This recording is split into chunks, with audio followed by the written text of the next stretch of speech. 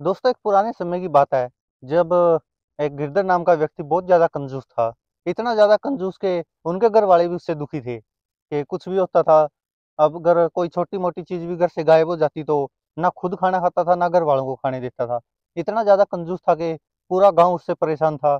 सब उसके रिश्तेदार, घर परिवार वाले सब दुखी थे क्योंकि वह कंजूसी इतना ज़्यादा था। तो जिस कारण उसकी कंजूसी को देखते हुए सब आस-पास के लोग उसको महाकंजूस कहते थे। लेकिन गिरधर अपनी गलती मानने को कभी भी तैयार नहीं हुआ क्योंकि उसको लगता था कि वो सही है और पैसे जोड़ना अच्छी बात है। और वो बहुत कम खर्च करता था, खाने पीने के मामले में बहुत ज़्यादा कंजूस था। तो जिस कारण होता क्या है कि कहीं भी कभी भी किसी दोस्त के साथ जाए या कहीं भी जाए, कैसे भी जाए, तो वो खुद के पैसे कभी खर्च ही नहीं करता था। और ना उसके मन में भी नहीं आती थी कभी के खर्च करने हैं। और वो हमेशा दूसरों के पैसों से ही कहीं भी जाता आता था। और कहीं भी कोई भी प्रोग्राम होता तो वहाँ भी कुछ कोई धार्मिक प्रोग्राम भी होता तो वहाँ भी कोई दान चढ़ावा नहीं देता था। तो जिस कारण लोग उससे बहुत ज़्यादा नफ़रत करते थे। और मान के चलो इतनी नफ़रत करते थे कि अगर वो कहीं पर जाकर बैठ जाए तो लोग उसके पास नहीं बैठते थे, क्योंकि वो कंजूस इतना ज़्यादा था। होता क्या कि एक दिन ऐसा होता है उसके शहर में, कहीं आस-पास कोई कथा वगैरह होती है, कोई धार्मिक प्रोग्राम होता है। तो सब लोग जा रहे थे, उसने सोचा कि मैं भी चलूँ। उसने सोचा कि कुछ प्रोग्राम होगा, क्या पता कोई कुछ बाँटने आया हो। वो इसी लालच में जाता है और जाता है तो वो सुनने लग जाता है जो भी कथा वगैरह होती है, जो धार्मिक प्रोग्राम होता है। तो हर दिन का उसका यही काम चल पड़ा था। अब लगातार 6-7 दिन जो वो धार्मिक प्रोग्राम चला, वो हर दिन जाता था इस उम्मीद में कि शायद आज नहीं तो कल कुछ देंगे, आज नहीं तो शायद कल कुछ देंगे। लेकिन होता क्या कि जो वो धार्मिक प्रोग्राम था, उसको सुन-सुन के उसके अंदर का ज़मीर जागने लग गया था। और इतना ज़्यादा जाग गया कि उसको पता चल गया कि जो मैं कर रहा हूँ वो गलत है। और जो मैं ये कंजूसपना दिखा रहा हूँ हर जगह, और जो पैसे जोड़ रहा हूँ, ये सब कोई काम नहीं आने वाले और अंत समय में ऐसे ही खाली जाना है।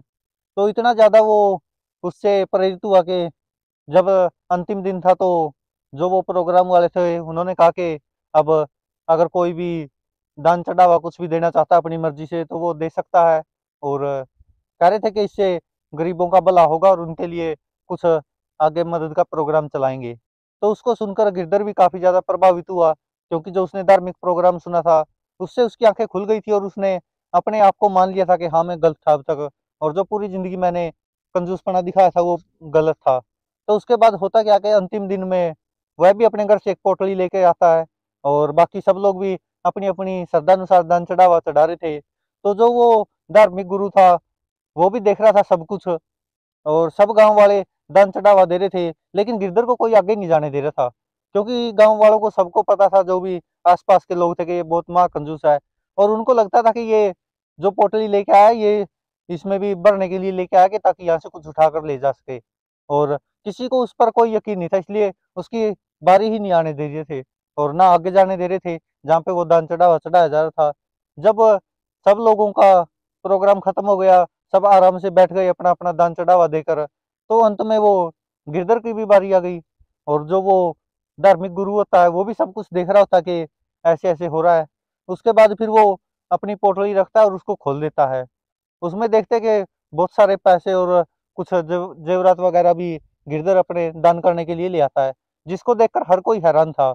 और वो जो गुरु था वो भी बहुत खुश होता है और वो कहता है कि गिरधर आजा, तेरी जगह इन लोगों के साथ नहीं है बल्कि मेरे पास आकर बैठ जा, तूने बहुत बड़ा दान दिया है और त्याग किया है। तो गिरधर इस बात से भी नाराज हो जाता है। वो कहता है कि ये आदर आप जो दे रहे हो ये मुझको नहीं बल्कि इस धन दौलत का है, क्योंकि ये मैंने दान किया तो इसलिए आप मुझे अपने पास बैठा रहे हो, वरना मैं तो इतने दिनों से लगातार आपकी कथा में आ ही रहा था, आपका सत्संग सुन ही रहा था, लेकिन ना आपने कभी मुझको कहीं आसपास भटकने दिया, ना ही इन लोगों ने। तो इसको लेकर तो वो धर्मगुरु कहता कि तू गलत सोचता है और पहले भी गलत था और अभी भी गलती सोच रहा है। तो गिरधर पूछता है क्या ये सच नहीं है कि जब जब तक मैंने कुछ भी दान चढ़ावा नहीं चढ़ाया था तो सब लोग मेरे से नफरत कर रहे थे और आपने भी कभी आगे नहीं बुलाया, ना मुझे पास बैठने के लिए बोला। तो इस पर धर्मगुरु कहता कि देख, सोच कर देख, जब तक तेरे पास ये सब था, धन दौलत था, तो तेरे से सब नफरत कर रहे थे और मैंने भी तेरे से कभी बात नहीं की। तो इसके पीछे का अब कारण समझ तू, जब तूने ये सब दान कर दिया और त्याग दिया तो अब तेरे से सब लोग प्रेम भी कर रहे हैं और मैं भी तेरे से बात कर रहा हूँ और मैं अपने बराबर में तुझे बैठा रहा हूँ। तो इसके पीछे का कारण यही है जो तूने दान किया है, कि तेरे में इतनी ज्यादा भावना आ गई कि तू पूरी जिंदगी ऐसे कंजूस था, लेकिन अब इतनी भावना आ गई कि तूने अपने घर के जेवरात वगैरह भी दान कर दिए और औरों के बारे में सोचने की तेरी इच्छा जागी। तो ये तू गलत सोच रहा है कि जो तू सोचता था कि अगर पैसा रहेगा तो लोग ज़्यादा इज़्ज़त करेंगे, और अगर तू सोच रहा है कि अब दान करने के बाद तेरी इज़्ज़त इसलिए कर रहे हैं क्योंकि तूने इतना दान किया है, तो वो गुरु कहता है कि देख, अब तेरे पास ये धन दौलत नहीं है तो तेरी इज़्ज़त बढ़ गई। लेकिन जब तक तेरे पास ये था तेरे को कोई पूछ भी नहीं रहा था, और अब मैं खुद भी तेरे से बात कर रहा हूँ और अपने पास बैठा रहा हूँ। तो दोस्तों, इससे यही शिक्षा मिलती है कि शायद ज़िंदगी में पैसा कमाना बहुत ज़्यादा ज़रूरी है, हद से ज़्यादा ज़रूरी है, क्योंकि लोग कहते हैं ना कि पैसा भगवान नहीं होता, लेकिन इस धरती पर पैसा भगवान से कम भी नहीं होता, क्योंकि ऐसा कोई काम ही नहीं है इस धरती पर जो पैसे के बिना संभव हो।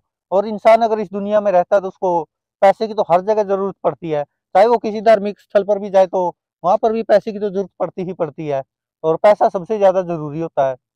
तो पैसा भगवान तो नहीं होता, लेकिन भगवान से कम भी नहीं होता इस दुनियादारी में और इस धरती पे। तो पैसा भी कमाना ज़रूरी, लेकिन उसके साथ-साथ दान पुण्य करना भी उतना ही ज़्यादा ज़रूरी है, जितना पैसा कमाना ज़रूरी है। क्योंकि हम इस धरती पर आए हैं, तो खुद के लिए तो सभी जीते हैं, थोड़ा बहुत तो दूसरों के बारे में भी सोचना चाहिए, ताकि हम कुछ पुण्य करें तो उसका अपने जीवन में भी कभी न कभी अपने को भी फल ज़रूर मिलता है।